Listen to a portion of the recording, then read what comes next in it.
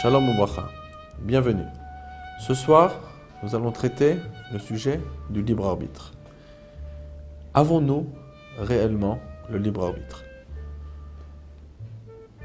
Il y a une question qui toujours passe dans la tête de tout un chacun, c'est le fait qu'Akadosh Baruch Hu sait l'avenir. Puisqu'Akadosh Baruch Hu connaît l'avenir, est-ce que ce fait-là joue sur notre libre arbitre? Alors, le Rambam, le Maïmonide, bien sûr, dans les lois de Yesodé HaTorah, explique que c'est évident que nous avons le libre arbitre. On ne pourrait pas imaginer notre Torah sans libre arbitre, puisqu'il y a des récompenses et des punitions. C'est évident qu'il y a libre arbitre. Maintenant, le Rambam pose la question. Mais Akadosh Baruch Hu, pourtant, sait ce qu'il va se passer. À la fin, le Rambam, sur cette grande question, il dit que c'est une question très profonde, très compliquée, mais il n'y a rien d'étonnant. Puisqu'Akadosh Baruch Hu est insaisissable, c'est tout à fait normal qu'il y a des choses qu'on ne peut pas comprendre. Beaucoup de commentaires se sont arrêtés sur ce Maïmonide. Ils ont dit, mais pourquoi c'est une grande question? A priori, il n'y a rien à voir entre la connaissance du futur de Dieu et du libre arbitre. Puisque chez Dieu, le passé, le présent, le futur ne font qu'un, alors de la même manière que la connaissance du passé, si par exemple, hier, une personne a été témoin d'un acte de Shimon, ce n'est pas la connaissance de cet acte qui a influé sur l'acte de Shimon. Donc de la même manière, si Akadosh Baruch Hu il connaît l'avenir, c'est pas parce que Dieu sait que demain je vais faire telle chose, parce que pour lui il le sait, parce que c'est comme si c'était déjà fait. Donc c'est pas parce que Dieu connaît les résultats que c'est lui qui les a entraînés. Donc pourquoi le Rambam en fait de ça une grande question? Alors une des explications est la suivante, c'est qu'en réalité, il y a l'unité de Dieu. Akadosh Baruch Hu, il est un. Il n'y a rien en dehors de lui. Enon milvado. Et il est bien connu les mots du Rambam qui dit Dieu et sa connaissance ne font qu'un. Chez l'être humain, la personne et sa connaissance sont deux choses. La connaissance d'abord, elle avance selon les années, elle se perfectionne selon les années. Les données qui sont emmagasinées dans notre souvenir, comme il est marqué dans Michelet, Verov Shanim Yodiu Chorma, plus une personne elle prend de l'âge, plus elle acquiert de la sagesse et des connaissances. Donc, si je peux évoluer dans ma connaissance, ça prouve bien que moi et ma connaissance faisons deux. Et donc, c'est normal que chez l'être humain, la connaissance n'a rien à voir avec l'influence. Chez Akadosh Baruch Hu, sa connaissance, les choses qu'il connaît, et lui-même ne font qu'un. Ou Amada, ou Ayodea, ou Ayadoua, comme le Rambam le dit.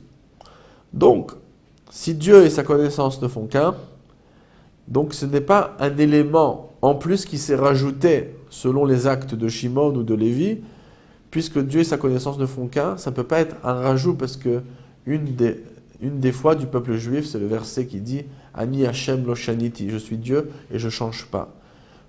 D'apprendre des données, c'est un changement. On devient de plus en plus érudit, on connaît plus de données. Hier, je ne connaissais pas telle chose, aujourd'hui, je connais telle chose. Puisque chez Akadosh Baruch Hu, Dieu et sa connaissance ne font qu'un, donc c'est pour ça que le fait qu'Akadosh Baruch Hu connaît les choses, il ne connaît pas les choses comme l'être humain connaît les choses.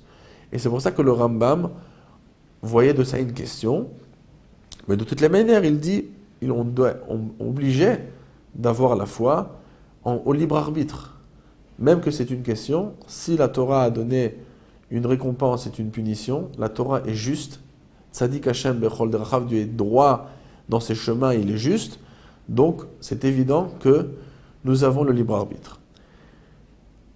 Un des ouvrages du Tzemar Tzedek, qui était le petit-fils de l'Admor HaZaken, fondateur de la Chassidut Chabad, il expliqua un jour la chose suivante. Il posa une question très simple. Est-ce qu'il est possible qu'à part Akadosh Baruch Hu, il y a d'autres personnes qui peuvent décider de choses qui vont se passer? En d'autres mots, est-ce que le libre arbitre de quelqu'un pourrait modifier le cours de l'histoire prévu par Akadosh Baruch Hu? Une question pertinente. Alors il dit, c'est évident que non. Aucun être humain, aucune chose qui existe sur cette terre n'est capable, par son choix, de modifier le cours de l'histoire. Et c'est non seulement contraire à la Torah de penser comme ça, mais le Tzemar Tzedek rajoute quelque chose de très profond. Il dit c'est contraire à l'unité divine. Nous faisons chaque matin et soir Shema Israël, Hashem Elokeinu, Hashem Echad. Nous proclamons l'unité divine.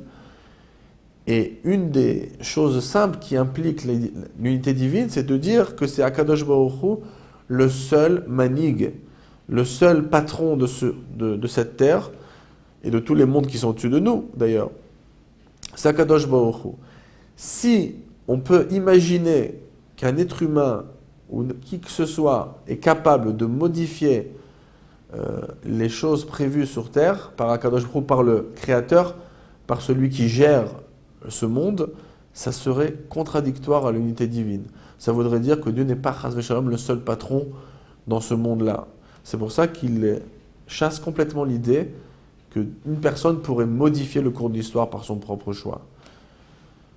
Donc ça nous rajoute beaucoup de émouna et de foi et de confiance en Dieu lorsqu'une personne sait que Akadosh Baruch Hu, sa nature, c'est de faire du bien, comme c'est marqué dans le Tikkun Zohar, Teva Tov Letiv, de faire du bien. Et un juif doit penser bien.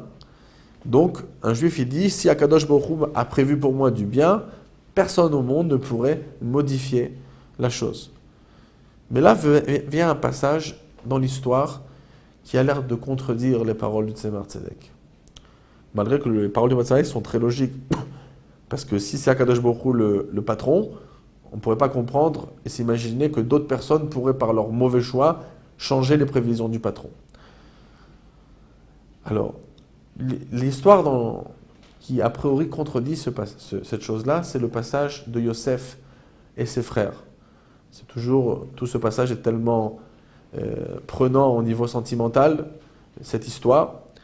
Et il y a un moment où Yosef est envoyé par son père, Yaakov, pour voir ce qui se passe avec ses autres frères, Mashlom Achechem. Donc il va voir ses frères, et là-bas, ses frères, en le voyant approcher, ils ont comploté, et ils ont pensé donc le tuer. Rouven, le premier-né, voit que ses frères s'acharnent et ont la réelle envie de tuer Yosef. Réhouven, il veut sauver Yosef. Il ne veut pas qu'il meure. Donc se présente à lui très peu de choix. Ses frères étaient des colosses, des gens puissants de manière physique, donc il ne pouvait pas les empêcher. Il fallait qu'il trouve une astuce rapide pour préserver la vie de Yosef, malgré que ses frères avaient décidé de le tuer. Donc il a deux choix. Il y a un puits vide d'eau dans cet endroit, dans un désert pareil, chaleur pareille. C'est évident que le puits était rempli de serpents et de reptiles dangereux, de scorpions. Donc, il avait eu le choix de proposer de mettre son frère dans le puits, de le jeter dans le puits, ou bien de le laisser dans la main de ses frères.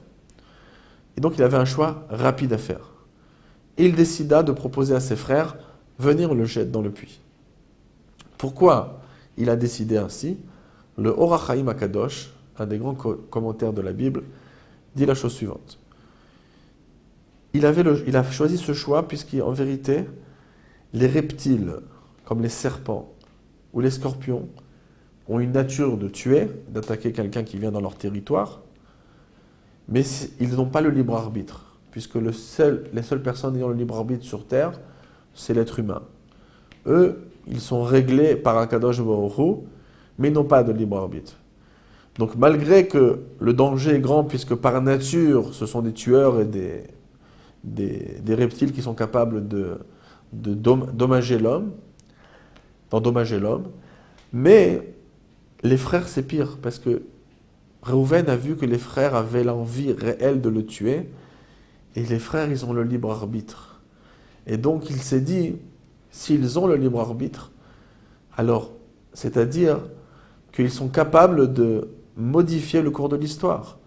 Si Akadosh Baruch Hu veut préserver la vie de Yosef, alors il y a beaucoup plus de chances en bas dans le puits, puisque ces animaux ces reptiles n'ont pas le libre arbitre, que de la main des frères, que eux, ils ont le libre arbitre, ils peuvent décider d'aller contre la volonté divine. Donc ce passage, selon le commentaire du Or HaChaim Akadosh, contredit directement les mots du Tzemar Tzedek. L'être humain est capable de modifier le cours de l'histoire, et c'est pour ça qu'il a préféré le remettre aux reptiles que de le laisser dans la main de ceux qui peuvent aller à l'encontre de la volonté divine. Alors pour répondre à ça, rapidement, Akadosh Baruch Hu, il a toutes les capacités. Comme le Rabbi Meir Gabbai d'Égypte, il y a plus de 500 ans, un grand Mekoubal, expliqua un jour, Dieu est réellement illimité.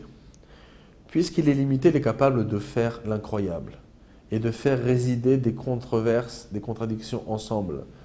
Par exemple, il y a une chose que le Talmud dit, que même dans un rêve, c'est impossible de penser. Dans nos rêves, on a des pensées un peu déformées, mais il y a quand même ses limites. Personne ne pourrait rêver qu'un éléphant pourrait rentrer dans le chat d'une aiguille. Ou bien l'éléphant devient petit, ou bien le chat de l'aiguille s'agrandit, mais on ne pourrait pas s'imaginer un éléphant immense dans le chat d'une aiguille petite. Akadosh Baruch Hu, il est capable de le faire. Comme le terme du Rashba, Nimna Nimnaot. Dieu, aucune chose ne peut l'empêcher de faire quoi que ce soit.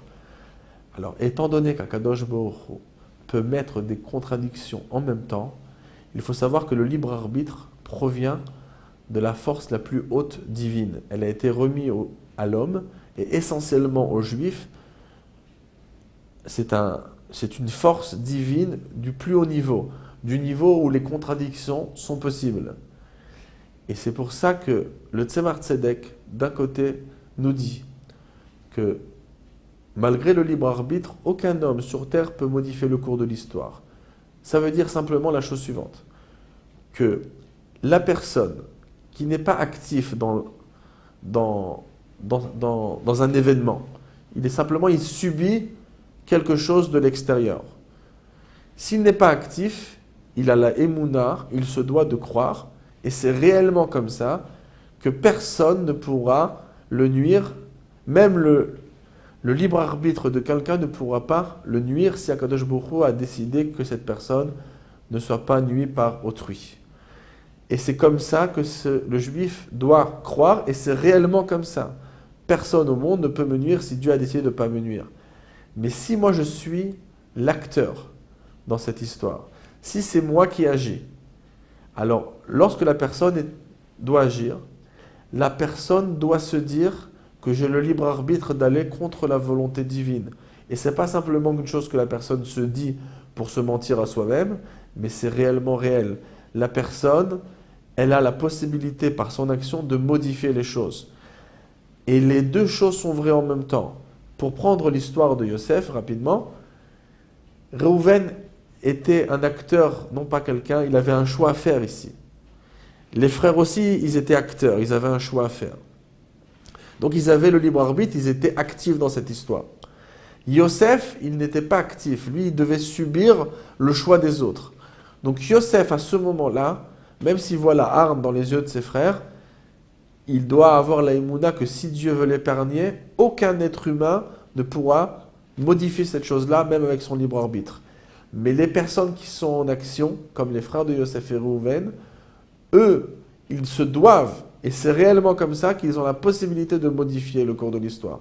Comment mettre ces choses-là en même temps, la pensée de Yosef d'un côté et la pensée des frères de l'autre côté, en même temps, ça vient justement du domaine de l'impossible, de toutes les possibilités de Dieu de mettre deux choses en même temps. Donc, pour l'enseignement pour nous, nous avons le libre arbitre. Lorsque nous sommes en face d'une action, nous devons nous responsabiliser. Si Chas v'Shalom, je pense que je ne suis pas responsable et que je ne peux pas modifier le cours de l'histoire, cela peut entraîner des choses très dangereuses. C'est-à-dire qu'une personne pourrait dire « je vais pousser quelqu'un d'un toit, Chas v'Shalom », et si Dieu ne veut pas qu'il lui arrive quelque chose, il ne lui arrivera rien.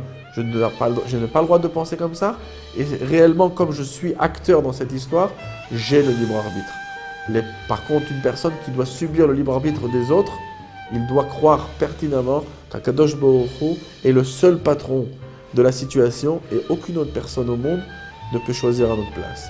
Donc Bezrat Hashem, étant donné que nous avons le libre arbitre, nous allons faire les bons choix, choisir de prendre les chemins de Dieu qui sont des chemins agréables pour nous et pour le Créateur.